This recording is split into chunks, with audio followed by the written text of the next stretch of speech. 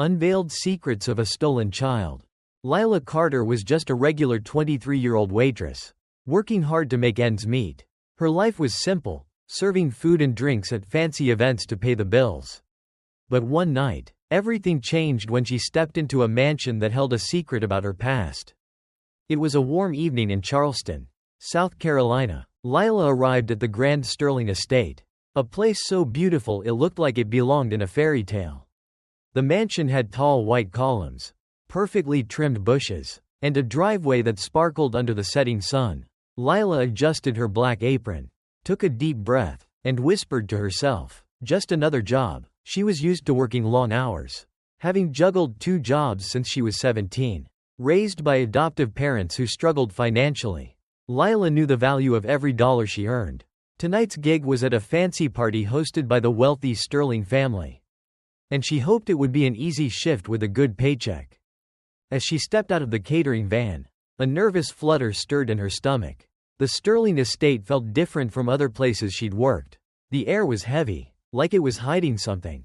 The head butler, Mr. Grayson, greeted her with a stern look. "No talking to guests. Keep your eyes down, do your job, and you'll get paid," he said sharply. Lila nodded, gripping her silver tray tightly. She wasn't here to cause trouble, just to serve drinks and appetizers. The party began as the sun sank below the horizon. Guests arrived in fancy cars, dressed in glittering gowns and sharp suits. The ballroom was a sight to behold, with crystal chandeliers twinkling like stars and a small orchestra playing soft music. The room buzzed with the chatter of important people, politicians, business owners, and socialites. Lila weaved through the crowd, offering champagne and tiny sandwiches. She tried to focus on her work, but something about the house made her uneasy. It was like a quiet voice whispering secrets she couldn't quite hear. During a brief moment when the crowd thinned, Lila noticed a narrow hallway branching off from the main room. It was dimly lit, almost hidden, and seemed out of place compared to the bright ballroom.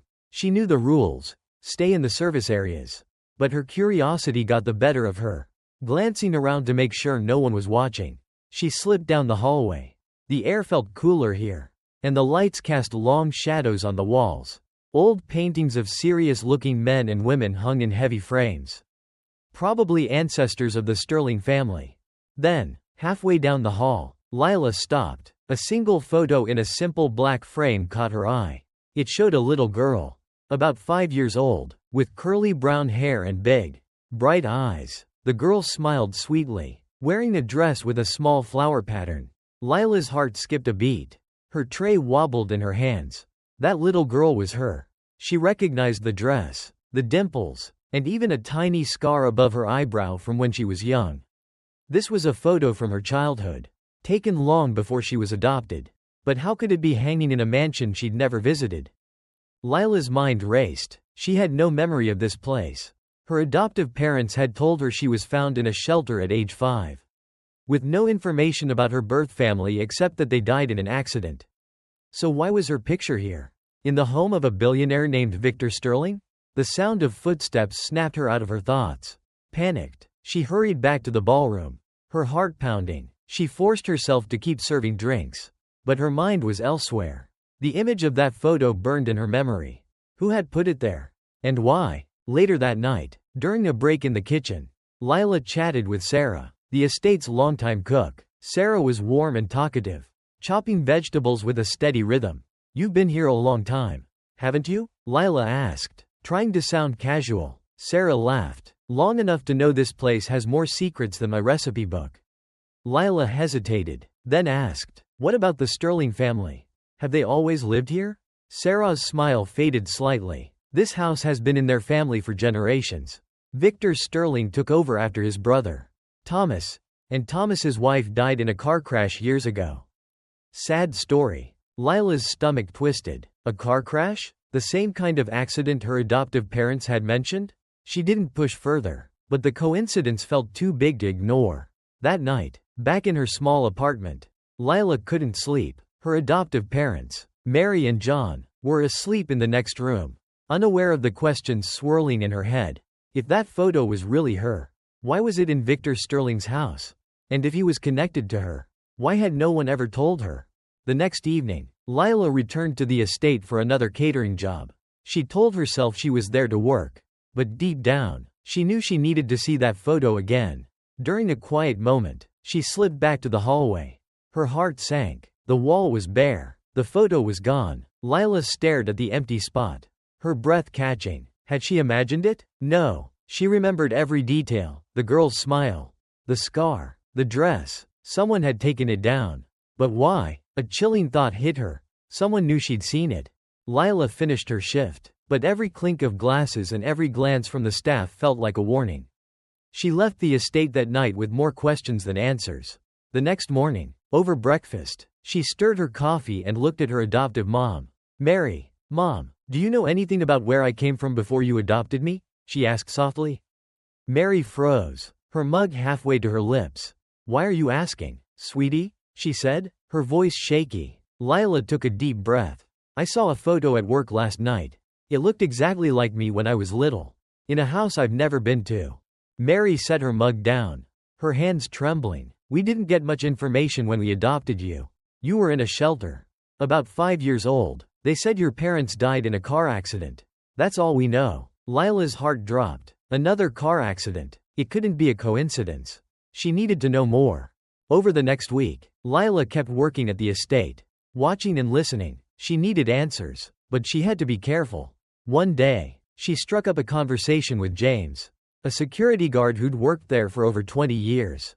He was quiet but kind, sipping coffee during a break. "You've been here a long time, right?" Lila asked. "Since before Victor took over," James replied. Lila swallowed. "What happened to his brother, Thomas?" James's eyes narrowed. "Thomas and his wife died in a crash.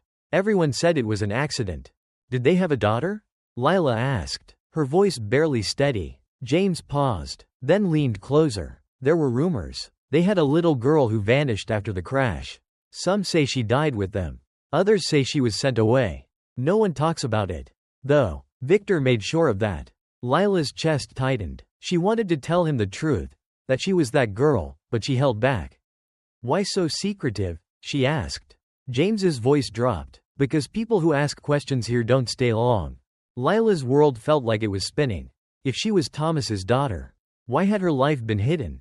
Why hadn't Victor, her uncle, looked for her? Or had he? She needed more proof. Through a friend, Lila tracked down Margaret, a retired housekeeper who'd worked for Thomas's family. They met at Margaret's small home outside Charleston. Margaret was kind but cautious, her eyes sharp as she studied Lila. "I heard you're working at the Sterling estate," she said. Lila nodded. "I need to ask about the accident, and about a little girl." Margaret's face paled. "That house holds old ghosts." Lila took a deep breath. "I think I'm one of them." Margaret sat down, her hands clasped tightly. "I remember you. You were 5, always dancing in the garden in a yellow dress.